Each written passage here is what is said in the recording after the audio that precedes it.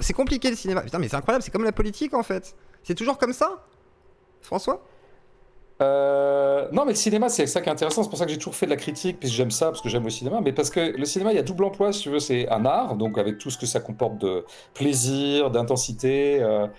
Mais c'est vrai que c'est aussi par ailleurs un art très populaire, au sens où beaucoup de gens fréquentent le cinéma. C'est un peu moins le cas quand tu te mets à faire du jazz ou, tu vois, ou de la littérature un peu hongroise, tu vois. Donc tu peux parler avec beaucoup de gens de cinéma. Et par ailleurs, c'est vrai que c'est un lieu qui est traversé par tout un tas d'enjeux politiques et sociaux aussi. Donc en fait, c'est un peu la... Moi, j'aime le cinéma en tant que cinéma, mais c'est aussi la politique continuée par d'autres moyens. Tu vois, là, l'opposition qu'on a eue, je pense que moi, tout de suite, je vais dans Fallovéry, tout ça, et puis il l'a mal pris, il a eu tort, mais je pense que c'est intéressant de voir... je pense que dans l'amour que certains peuvent avoir de certains cinémas de cette époque-là, et notamment vraiment Michel Audiard, toujours brandi comme le saint patron de ce cinéma de genre d'époque, c'est un cinéma fondamentalement masculin et qui se prévaut de l'être. D'ailleurs, et dans la nostalgie, il y a la nostalgie de... Je citais Pascal Praud, mais c'est vrai qu'il est intarissable là-dessus. Il n'arrête pas de dire là, les acteurs d'avant, quoi. Bah, les acteurs, c'était des mecs, quoi. C'était des vrais mecs, tu vois. C'était pas ces espèces de chochottes qui œuvrent maintenant dans le cinéma français. Je te parle pas des femmes, il y avait des femmes partout maintenant. C'était pas les acteurs un peu comme ça, un peu efféminés, genre Mathieu Amalric, tu vois. Non, c'était des mecs qui en avaient, quoi. Tu vois, c'était... Donc le cinéma permet tout ça. D'ailleurs, la série Bardot qui représente bien cette époque très masculine, avec Bardot qui serait une sorte d'objet sexuel totalement dévergondé, c'est assez étonnant, quoi. J'ai trouvé ça cringe personnellement.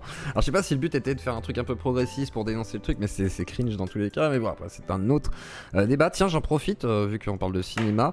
J'avais noté dans mes questions le wokisme au cinéma, parce que c'est un truc qui est souvent dénoncé. Les prises de parti de Netflix, etc., pour faire du pinkwashing, comme on va l'appeler. Alors moi je l'appelle du wokwashing directement. Comment tu le perçois et est-ce que le wokisme existe, in fine? Sur Netflix, dans mon dernier livre qui s'appelle Boniment, je faisais une cartographie disons, de l'idéologie capitaliste, quoi, ou du monde capitaliste dans lequel nous vivons. Évidemment, il y avait une entrée Netflix et j'essayais effectivement d'analyser l'idéologie Netflix parce que tout a été presque dit sur la structure Netflix, la structure économique, la structure de plateforme, etc. Ça a été dit. En revanche, c'est vrai qu'il y a une idéologie Netflix qui court d'une production à l'autre, d'une série à l'autre, d'un docu à une série fictionnée, etc. Et l'idéologie, effectivement, elle est très... d'encouragement pour la soirée. Elle est très... il faut des personnages noirs, il faut des personnages de femmes valorisés. Elle est très ça. Ce qu'on appelle globalement woke. Mais ce qui me frappe surtout, et ce qui sera une façon de répondre aux deux questions en une, c'est que c'est avant tout une idéologie centriste. Oui. C'est-à-dire que Netflix, c'est vraiment le paradis du centrisme, fondamentalement convaincu d'ailleurs qu'il y a un monde libre, qui est le monde libéral, le monde capitaliste, et un monde pas libre, qui est le monde un peu illibéral. Alors je prends plein d'exemples dans mon article, notamment cette série très très mauvaise, qui a été pourtant un succès planétaire, qui s'appelle Le Jeu de la Dame, où on a une joueuse d'échecs, voilà, c'est extrêmement mauvais. Pour moi, c'est vraiment de la série pour les... Je sais pas, je pense que le cœur de cible devait être les 6-8 ans, mais... Moi, je pensais, j'aurais dit adolescents et jeunes adultes, quoi, les geeks un peu bêtes. Jeunes adultes, ça me paraît un peu vieux, mais pourquoi pas. Mais c'est surtout, je retrouvais en fait le vieux cinéma propagandiste américain des années 80 sur les soviétiques, comme évidemment absolument méchants, le monde froid, glacial, inhospitalier, brutal.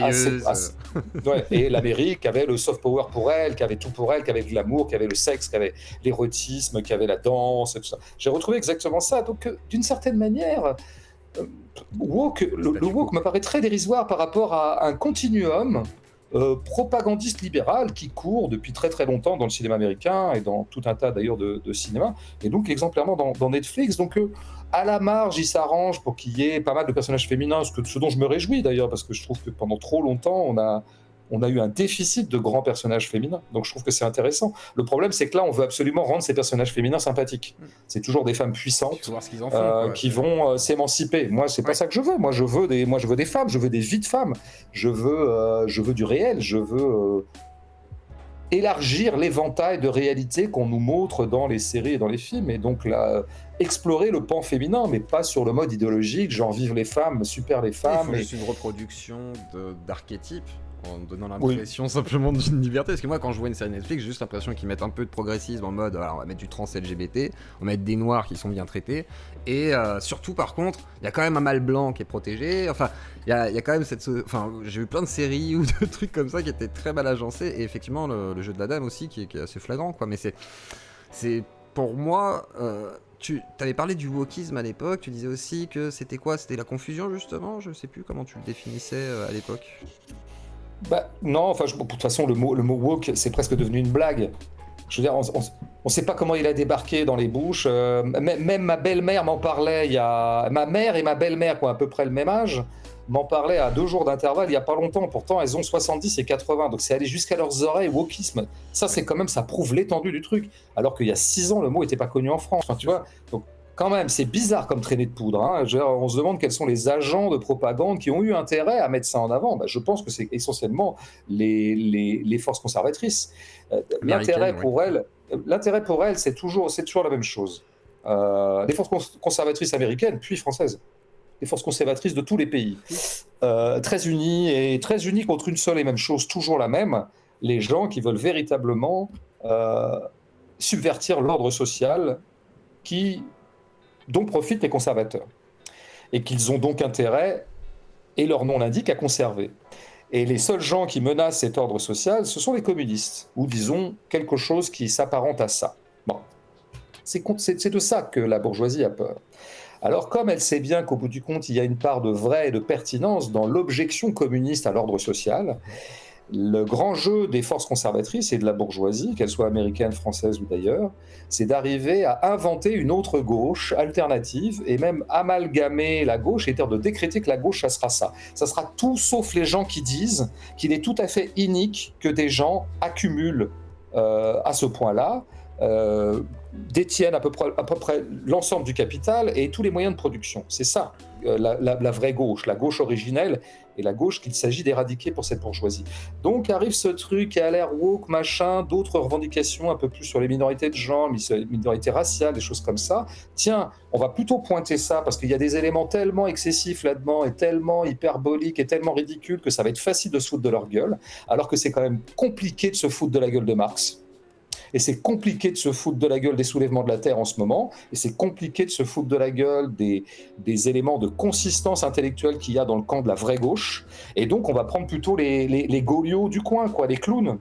Et on va les appeler woke, et c'est ça, et on va dire, ah ouais, la gauche fait ça. Et ben voilà, l'opération résultée. Et c'est pour ça que le wokisme est tellement mis en avant, alors qu'en fait, il ne représente pas grand-chose fondamentalement. En tout cas, sur la scène sociale, concrète, politique, le wokisme, ça n'existe pratiquement pas. Je veux dire, c'est pas pour ça qu'on s'est réunis depuis 6 mois dans les rues, hein, il me semble. Il me semble que c'était pas au nom du wokisme qu'il y a eu 2 millions de personnes, parfois certains jours, dans la rue. C'était pas pour des considérations sur l'identité ou la transidentité ou que sais-je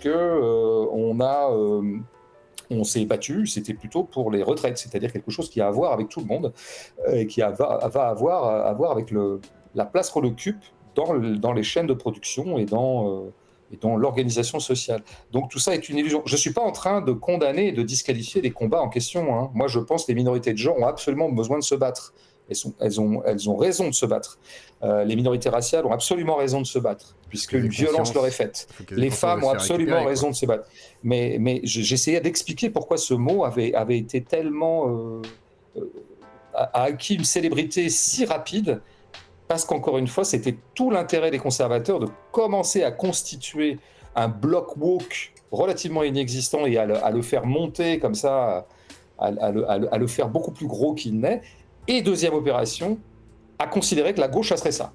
Comme ça, ça permet, encore une fois, je me répète, de ne pas parler du sujet qui fâche vraiment et qui vraiment est un pouvoir de grande déstabilisation par rapport à la bourgeoisie, qui est la question de la propriété, qui est la question de la répartition des richesses, qui est la question du mode de production des richesses, du mode de valorisation, des choses comme ça, et de l'exploitation des sols, et qui s'en occupe, et qu'est-ce qu'on met en commun, qu'est-ce qu'on met pas en commun. Voilà les questions fondamentales que pose la vraie gauche à l'ordre social. Et comme l'ordre social ne sait pas répondre à ces questions-là, est tout à fait mis en difficulté par ces objections-là, eh bien, il préfère s'inventer un ennemi plus arrangeant. Voilà, je me répète un peu, mais il ne faut pas oublier ça.